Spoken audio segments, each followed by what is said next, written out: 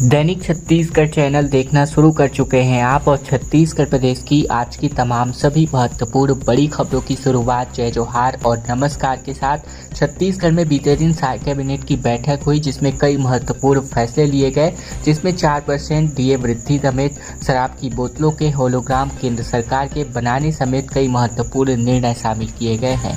छत्तीसगढ़ के सरकारी कर्मचारियों को साय सरकार ने दिवाली का तोहफा दिया है, जहां महंगाई भत्ते को 40% से बढ़ाकर 50% करने की घोषणा कर दी गई है। महंगाई भत्ता 1 अक्टूबर से मिलने जा रहा है। इसके अलावा प्रदेश में 3 लाख से ज़्यादा सरकारी कर्मचारी काम करते हैं जिनको ये फायदा मिलने वाला है।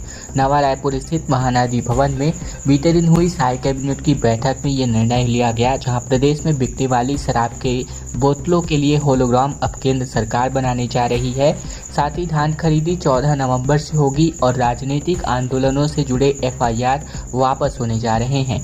इसके अलावा सरकार ने इमरजेंसी के समय जेल गए और यातनाएं सहने वाले लोकतंत्र सेनानी का दर्जा देने की बात कही है। इसके अलावा दिवंगत लोकतंत्र सेनानियों की राजकीय सम्मान के साथ अंत्येष्टि आयोजन करने को लेकर के महत्वपूर्ण निर्णय किए गए। इसके लिए उनके परिवार को 25,000 रुपये की सहायता राशि देने की घोषणा भी इस कैबिनेट की बैठक में करी गई। इसके अलावा महत्वपूर्ण निर्णय में धान खरीदी को लेकर भी 14 नवंबर से शुरू होकर 31 जनवरी 2025 तक धान खरीदी करने का निर्णय किया गया है। छत्तीसगढ़ में पहली बार 2 बड़ी नदियों को जोड़ने की योजना शुरू की जा रही है, जिसमें इंद्रावती और महानदी को तकरीबन 131 किलोमीटर की लंबी नहर से जोड़ने को लेकर योजनाएं सरकार निर्मित करने जा रही है। दरअसल छत्तीसगढ़ में पहली बार 2 बड़ी नदियों को आपस में जोड़ने की योजना को मूर्त रूप दिया जा रहा है, जिसमें इंद्रावती नदी को महानदी से जोड़ने के लिए 131 किलोमीटर की लंबी नहर का प्रस्ताव तैयार किया गया है। अगर ये दोनों नदियां आपस में जुड़ गई तो बस्तर में बाढ़ की समस्या से निजात मिल जाएगी। साथ ही इसी के साथ महानदी में पानी बढ़ने से गरियाबंद, महासमुंद और रायपुर जैसी बड़ी जगहों पर धान की खेती को बल मिलेगा और इसका प्रस्ताव जल संसाधन मंत्री केदार कश्यप ने केंद्र से साझा भी कर दिया है। हाल ही में हुई दिल्ली दौरे के दौरान उन्होंने केंद्रीय जल शक्ति मंत्री CR पाटिल को योजना के बारे में बताया। केंद्र से स्वीकृति मिलते ही इसकी DPR तैयार करके काम शुरू कर दिया जाएगा। इसमें भारी खर्च भी आने जा रहा है। इंद्रावती नदी के पानी को रोकने के लिए 2 बैराज भी बनाए जा रहे हैं, जहां चिंद्रकोट के तोकापाल तहसील के देउर गांव के पास ही पहले बैराज की योजना है। इसकी लंबाई 297 मीटर और ऊंचाई 5 मीटर की होगी। इसमें 5 बाई 5 मीटर के 24 रेडियल गेट भी लगाए जाने हैं। छत्तीसगढ़ के सूरजपुर में हुए हत्याकांड के मामले में जिलाध्यक्ष समेत 5 अरेस्ट किए गए हैं, जिसमें सूरजपुर में मास्टरमाइंड के मकान पर बुलडोजर चलने की कार्यवाही होगी। 4 आरोपियों की 2 दिन के रिमांड पर मिल चुकी है। छत्तीसगढ़ के सूरजपुर में हुए हेड कांस्टेबल तालिब सेठ की पत्नी और बेटी की हत्या के मामले में पुलिस ने मुख्य आरोपी कुलदीप साहू समेत 5 आरोपियों की गिरफ्तारी की है। पकड़े गए आरोपियों में NSUI का जिलाध्यक्ष CK चौधरी भी शामिल है। आरोपी कुलदीप साहू के आलीशान घर पर बुलडोजर चलाने की तैयारी अब प्रशासन करती नजर आ रही है, जहां उनके मकान को अवैध निर्माण बताते हुए प्रशासन ने नोटिस चस्पा कर दिया है। कोर्ट में पेशी के बाद 4 आरोपियों को 2 दिन की पुलिस रिमांड पर भेज दिया गया है। छत्तीसगढ़ के सूरजपुर में हत्याकांड को लेकर सियासी संग्राम भी जारी है, जहां भाजपा ने कुलदीप साहू को NSUI का पदाधिकारी बताकर संकल्प यात्रा का कार्ड सार्वजनिक किया, जिसे कांग्रेस और NSUI ने फेक करार दिया है। साथ ही बात करें सोमवार को हुए दोहरे हत्याकांड के मामले में सामने आने के बाद आक्रोशित लोगों ने कुलदीप साहू के घर और कबाड़ के गोदाम को फूंक दिया, जहां आगजनी रोकने की कोशिश करने सूरजपुर SDM जगन्नाथ वर्मा की भी पिटाई कर दी गई और आगजनी में लाखों रुपए का नुकसान हुआ। इसे लेकर 2 FIR सूरजपुर पुलिस ने अज्ञात लोगों के खिलाफ भी दर्ज किया है। साथ ही सूरजपुर कोतवाली में दर्ज FIR में गोदाम में हुई आगजनी के मामले में 8 लाख रुपए और घर में हुई आगजनी में 5 लाख रुपए का नुकसान होना बताया जा रहा है। रायपुर दक्षिण उपचुनाव को लेकर के प्रत्याशी 40 लाख तक खर्च करने की लिमिट अब कॉन्फ्रेंस के माध्यम से बताई गई, जहां आचार संहिता लागू हो चुकी है। 253 मतदान केंद्रों की घोषणा हुई है, जिसके अंतर्गत 500 से ज़्यादा पुलिसकर्मी इस पर तैनात रहेंगे। रायपुर के दक्षिण उपचुनाव की घोषणा के साथ ही आचार संहिता लागू हो चुकी है, जहां चुनाव आयोग ने प्रत्याशी के लिए प्रचार खर्च की सीमा भी तय कर दी है। प्रत्याशी 40 लाख रुपए से ज़्यादा खर्च नहीं कर पाएंगे। मतदान के लिए 253 मतदान केंद्र बनाए गए हैं और इस केंद्रों की सुरक्षा की जिम्मेदारी 500 पुलिस कर्मचारियों को तैनात के तौर पर किया जाएगा। सुरक्षा की दृष्टि से अस्थायी चौकियां भी निर्मित कराई जाएंगी। इसके अलावा मतदान केंद्रों की लाइव वेबकास्टिंग भी कराई जानी है। प्रत्याशी मतदाताओं को लुभा न सके और चुनाव प्रभावित न कर सके, इसके लिए 19 मजिस्ट्रेट तैनात किए गए हैं। दक्षिण विधानसभा के इलाके में 4 नाका लगाए जाएंगे और यहां से गुजरने वाले लोगों की जांच होने वाली है। दूसरे राज्यों से आए चुनाव प्रभारियों के लिए भी गाइडलाइन निर्वाचन आयोग ने जारी कर दी है। नियमों का उल्लंघन करते पाए जाने पर जांच के बाद कार्यवाही करने की बात छत्तीसगढ़ निर्वाचन आयुक्त रीना बाबा साहेब कंगाले ने की है, जहां बीते दिन प्रेस कॉन्फ्रेंस के माध्यम से इन तमाम सूचनाओं को रीना बाबा साहेब कंगाले ने पब्लिक से साझा किया। चुनाव की अधिसूचना को लेकर 18 अक्टूबर को की गई, जबकि नामांकन जमा करने की अंतिम तारीख 25 अक्टूबर को तारीखें तय की गई है। नाम वापसी को लेकर 30 अक्टूबर तक का समय है, जबकि मतदान 13 नवंबर को होगा और इसके परिणाम 23 नवंबर को आ जाने हैं। भिलाई में 50 से अधिक अवैध कब्जेदारों के खिलाफ एक्शन लिया गया, जहां बीएसपी की टीम ने मकान खाली कराया, जबकि सामान भी अब तक जब्त किया है। छत्तीसगढ़ के भिलाई टाउनशिप में अवैध रूप से कब्जा जमाए लोगों के खिलाफ मकान खाली कराने की कार्यवाही की जा रही है, जहां बीते दिन भी बीएसपी की टीम ने सेक्टर 6 में 50 से ज़्यादा मकान खाली कराए और वहां रह रहे लोगों का सामान बाहर निकाला। इस दौरान जो लोग वहां नहीं थे उनका सामान भी जब्त किया गया। जानकारी के मुताबिक बीएसपी के इन्फोर्समेंट डिपार्टमेंट की टीम बीते दिन सेक्टर 6 पहुंची, जहां उन्होंने बहुमंजिला इमारत में रह रहे लोगों को मकान खाली करने की बात कही और इस दौरान उनके साथ बड़ी संख्या में गार्ड, बीएसपी के अधिकारी, कर्मचारी और पुलिस बल तैनात नजर आए। और अब छत्तीसगढ़ की धमतरी से बड़ी खबर, जहां छत्तीसगढ़ के ट्रक से पुलिस कर्मचारियों से एक भरी बस टकराई गई, जिसमें 16 जवान घायल हो गए। 2 रायपुर रेफर किए गए हैं। ट्रेनिंग के बाद वापस सुकमा लौट रहे थे, जिसके दौरान ये भीषण हादसा हुआ। इनमें 4 के हालात बेहद गंभीर है। 16 जवान घायल हुए हैं और 2 महिला पुलिस कर्मचारी भी इसमें शामिल है। उन्हें रायपुर रेफर किया गया है। तो वही हादसा बस को ओवरटेक करने के दौरान हुआ है और ये मामला अर्जुनी थाना क्षेत्र का बताया जा रहा है। जानकारी के मुताबिक सुकमा से जवानों से भरा बस रिफ्रेशर कोर्स कराने के लिए 28 सितंबर को रायपुर स्थित माना कैंप भेजा गया था, जहां से प्रशिक्षण खत्म होने के बाद बीते दिन सुकमा वापस लौट रहे थे और बस में महिलाओं समेत कुल 20 जवान सवार थे और टक्कर इतनी जबरदस्त थी कि बस के आगे के परखच्चे उड़ गए। सुबह से बंगला घेरे एसआई भर्ती अभ्यर्थियों से गृह मंत्री ने मुलाकात करी, जहां शर्मा ने कहा कि हाई कोर्ट का जो निर्देश है उसका पालन करेंगे, बाकी परिस्थितियों पर निर्भर करता है। दरअसल छत्तीसगढ़ के एसआई भर्ती परीक्षा परिणाम को लेकर बीती रात को गृह मंत्री विजय शर्मा ने अभ्यर्थियों से मुलाकात करी, जहां गृह मंत्री ने कहा कि भर्ती प्रक्रिया चल रही है, इसमें समय लग रहा है, सब कुछ विवादित और निष्कंटक स्थितियां बने, इसके लिए आगे की प्रक्रिया आगे बढ़ रही है। उन्होंने कहा कि न्यायालय का जो निर्देश होगा उसका पालन करेंगे। साथ ही उन्होंने ये भी कहा कि बाकी परिस्थितियों पर निर्भर करता है। अभ्यर्थी सुबह से ही गृह मंत्री का बंगला घेर कर बैठे हुए थे, जहां उनका कहना था कि पहले भी शर्मा ने आश्वासन दे दिया था, लेकिन इसके बाद भी रिजल्ट जारी नहीं हुआ है। वहीं दूसरी ओर राज्य सरकार ने हाई कोर्ट के आदेश पर अमल करने के लिए अतिरिक्त समय की डिमांड की है, जिस पर हाई कोर्ट ने राज्य सरकार को 15 दिनों का अल्टीमेटम दिया है। Justice NK. व्यास ने शासन को तय समय के भीतर नियुक्ति आदेश जारी करने का निर्देश जारी किया है। इसके अलावा एसआई कैंडिडेट्स ने कहा कि नियुक्ति की मांग को लेकर हम 3 बार गृह मंत्री से मुलाकात कर चुके हैं। हमें 2-2 हफ्ते का आश्वासन दिया गया था, लेकिन आज तक रिजल्ट जारी नहीं किया गया है। उन्होंने कहा कि जब तक रिजल्ट नहीं आता तब तक हमारे साथ परिवार वाले भी बड़ी संख्या में गृह मंत्री निवास के बाहर बैठे रहेंगे।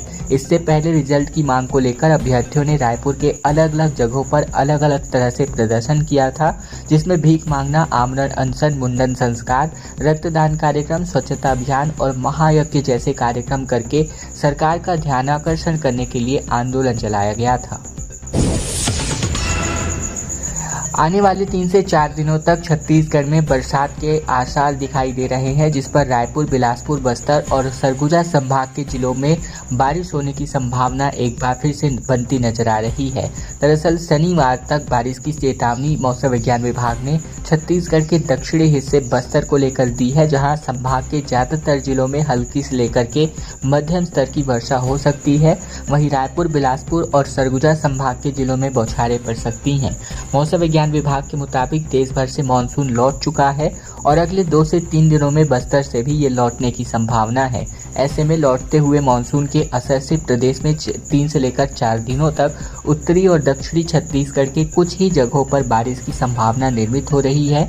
मौसम वैज्ञानिकों के मुताबिक इस साल कड़ाके की ठंड पड़ने के आसार हैं, जबकि मानसून की विदाई के बाद मौसम ड्राई हो जाता है, जिसके कारण रात का तापमान गिरावट होता है और अक्टूबर के आखिरी दिनों में रात के तापमान में गिरावट का दौर शुरू होगा। इसके अलावा बात करें तो प्रदेश के सबसे ज़्यादा सुकमा जिले के कोंटा में 120 मिलीमीटर की बारिश यहाँ पर रिकॉर्ड की गई है। साथ ही अगर हम बारिश की बात करें तो यहाँ प्रदेश में बारिश थमने के बाद अब दिन का पारा सामान्य से ऊपर हालांकि चल रहा है। छत्तीसगढ़ में 2025 के लिए शैक्षिक कैलेंडर की जारी की गई है, जिसमें अंतर्गत अप्रैल में 5 दिनों का अवकाश लगातार रहने वाला है। छत्तीसगढ़ सरकार ने नए साल 2025 के लिए छुट्टियों की घोषणा कर दी है, जिसमें 25 सामान्य, 55 ऐच्छिक अवकाश शामिल हैं, जिसमें सरकारी कर्मचारियों को 150 से अधिक दिनों का वेतन बिना ड्यूटी के मिलने जा रहा है, जिसमें 365 में से तकरीबन 200 दिन ही काम करने होंगे। इनमें कर्मचारियों को मिलने वाले 52 शनिवार, 52 रविवार का अवकाश शामिल है, जिसमें 25 सामान्य अवकाश, 3 ऐच्छिक अवकाश और 52 शनिवार रविवार हैं, जिनमें 13 CL, 30 अर्जित अवकाश भी शामिल है। अप्रैल में 1 दिन का ऐच्छिक अवकाश मिलाकर लगातार 5 दिनों की छुट्टी यहाँ पर अप्रैल माह के लिए दी गई है। इसके अलावा बात करें तो यहाँ पर पूरे कैलेंडर में विषयवार जो यहाँ पर छुट्टियों की घोषणा है 2025 के लिए वो यहाँ पर कर दी है। सरकारी छत्तीसगढ़ में कर्मचारियों के लिए भी डीए वृद्धि को लेकर सरकार ने दिवाली से पहले आंदोलन किया है, जहां डीए वृद्धि का लाभ अक्टूबर माह से मिलना शुरू हो जाएगा। और अब खबर जीपीएम से, जहां भालुओं का आतंक बढ़ता जा रहा है। ग्रामीण के घर में एक भालू घुस गया, जहां 2 महीने में हमले के अंतर्गत 25 से ज़्यादा लोग इस भालू के हमले में घायल हुए हैं, जबकि ग्रामीण इलाकों में लगातार जानवर घुसपैठ कर रहे हैं। छत्तीसगढ़ के कोरला पिंडरा मरवाही जिले में भालुओं का आतंक जारी है, जहां भालू लगातार घरों में घुसते नजर आ रहे हैं। बीती देर रात भी एक भालू ग्रामीण के घर का दरवाजा तोड़कर अंदर घुस गया, जहां भालू को देखकर परिवार वाले दहशत में आ गए। इसके अलावा ये पूरा मामला मरवाही वन मंडल के पिपरिया गांव का बताया जा रहा है। मरवाही वन मंडल के पिपरिया गांव में भालू रसोई घर में रखे मिठाई समेत अन्य खाने की वस्तुएं खा गया, जहां इस घटना में घर के लोग बाल बचे। घर के लोग बिना किसी तरह भालू को हल्ला करके बाहर खदेड़ते नजर आए, लेकिन भालू कुछ दूर जाने के बाद एक बार फिर घर की ओर वापस आने लगा। गांव वालों ने बताया कि ये भालू पिछले 1 महीने से लगातार कई घरों में खाने की तलाश में घुस रहा है। वहीं बात करें मरवाही वन मंडल की, तो लगातार पेड़ों की कटाई, अवैध उत्खनन, जानवर आबादी वाले क्षेत्र की ओर लगातार घुसपैठ कर रहे हैं। वन विभाग इन चीज़ों को रोकने में नाकाम नजर आ रहा है, जबकि पिछले 2 महीने में भालू के हमले से 25 लोग ज़्यादा घायल हो चुके हैं। महाराष्ट्र चुनाव की कमान भूपेश बघेल और टीएस सिंहदेव संभालने वाले हैं, जिसको लेकर एआईसीसी ने इनको पर्यवेक्षक नियुक्त कर दिया है। बघेल को नागपुर जबकि सिंहदेव को पश्चिमी महाराष्ट्र की जिम्मेदारी सौंपी गई है। अखिल भारतीय कांग्रेस कमेटी ने महाराष्ट्र चुनाव को लेकर छत्तीसगढ़ के 2 कांग्रेस नेताओं को बड़ी जिम्मेदारी सौंपी है, जिसमें पूर्व मुख्यमंत्री भूपेश बघेल, पूर्व उप मुख्यमंत्री टीएस सिंहदेव को वरिष्ठ पर्यवेक्षक नियुक्त किया गया है। वहीं कांग्रेस के प्रदेश प्रभारी सचिन पायलट को भी मराठवाड़ा की जिम्मेदारी सौंपी गई है। एआईसीसी ने भूपेश बघेल को नागपुर और टीएस सिंहदेव को पश्चिमी महाराष्ट्र की जिम्मेदारी सौंपी है। इसके अलावा कांग्रेस ने महाराष्ट्र में बड़े नेताओं की फौज उतार दी है, जिसमें अशोक गहलोत, सचिन पायलट, भूपेश बघेल, टीएस सिंहदेव, पूर्व सीएम चरणजीत सिंह चन्नी, उमंग सिंघार, साथ ही कर्नाटक के गृह मंत्री परमेश्वर, कर्नाटक के मंत्री एमबी पाटिल, तेलंगाना के मंत्री उत्तम रेड्डी, डी अनुसुईया सीथक्का, साथ ही राज्यसभा सांसद नासिर हुसैन को जिम्मेदारी यहां पर सौंपी गई है।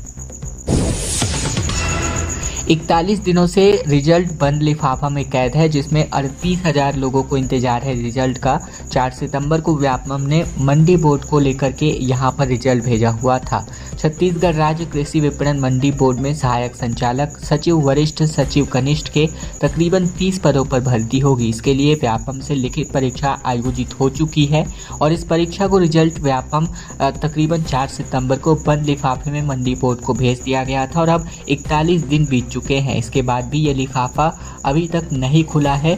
इस रिजल्ट के आधार पर यह तय होगा कि किन उम्मीदवारों का चयन इंटरव्यू के लिए हुआ है और इनमें हो रही देरी से लिखित परीक्षा में शामिल तकरीबन 38,000 उम्मीदवार लगातार निराश होते नजर आ रहे हैं। विधायक बोले कि बिना जांच के SC/ST एक्ट का मामला दर्ज किया गया। साजा MLA ईश्वर साहू के बेटे पर मारपीट के आरोप हैं। पुलिस पर सवाल उठाते हुए कांग्रेसी भी नजर आ रहे हैं। बीजेपी विधायक ईश्वर साहू के बेटे पर आदिवासी लड़के से जमकर मारपीट का आरोप है। साजा विधायक साहू अपने बेटे पर दर्ज FIR को लेकर पुलिस पर गंभीर आरोप लगाते नजर आए, जहां विधायक ने कहा कि ये बिना किसी जांच के उनके बेटे पर SC/ST एक्ट के अंतर्गत मामला दर्ज किया गया है। ईश्वर साहू ने कहा कि विरोधी उनकी लोकप्रियता को कम करने के लिए उनके खिलाफ साजिश रच रहे हैं, जबकि उनका दावा है कि जब भी राजनीतिक विरोधी उन्हें नहीं हरा पाए तो उनके बेटे को फंसाने की कोशिश की गई। इसके अलावा बात करें तो इस मामले से जुड़े हुए भूपेश बघेल ने भी इस बातों को उजागर करते हुए तमाम बातों का जिक्र नहीं करने को लेकर भी पुलिस पर गंभीर आरोप लगाए हैं। भूपेश बघेल ने मीडिया से बातचीत के दौरान कहा कि 1 नवंबर से दिवाली के दिन तक धान की खरीदी की जाए। दरअसल पूर्व CM ने कहा कि सरकार धान खरीदना नहीं चाहती, इसीलिए समय कम दिया जा रहा है। दरअसल छत्तीसगढ़ के पूर्व CM भूपेश बघेल ने अपने दिल्ली दौरे से वापस लौटने के दौरान रायपुर एयरपोर्ट पर मीडिया से बातचीत में धान खरीदी को लेकर भी अपने बयान जारी किए, जहां उन्होंने कहा कि धान खरीदी की शुरुआत 1 नवंबर से करनी चाहिए। दिवाली के दिन टोकन के रूप में ही सही धान खरीदी हो। छत्तीसगढ़ राज्य स्थापना दिवस 1 नवंबर से सामान्य तौर पर शुरू हो जाता है। कांग्रेस पार्टी इस साल भी इसी तारीख को इसी शुरुआत करने की मांग कर रही है। बघेल ने कहा कि शनिवार रविवार छुट्टी के बाद काफ़ी कम समय बचेगा। सरकार धान खरीदना नहीं चाहती, इसीलिए समय कम दे रहे हैं। इस बार किसानों की फसल अच्छी हुई है, जाहिर है कि धान भी ज़्यादा ही होगा। इसके पहले प्रदेश अध्यक्ष दीपक बैज भी 1 नवंबर से धान खरीदी की शुरुआत करने की मांग कर चुके हैं।